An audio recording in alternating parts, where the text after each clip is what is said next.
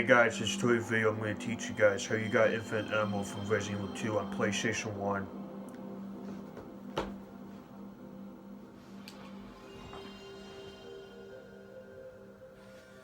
Let me get a little bit closer if you guys want to see.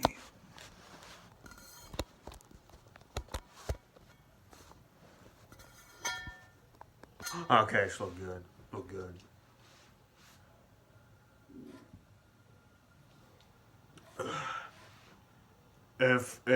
Guess what guys, so Resident Evil 3, it's gonna coming soon on April 3rd of 2020. Okay.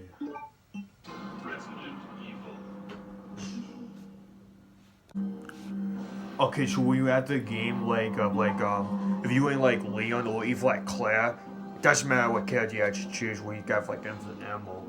Okay, you press single button, you press, if they say type A, you press that, and then you press R1, and you press square just for 10 times.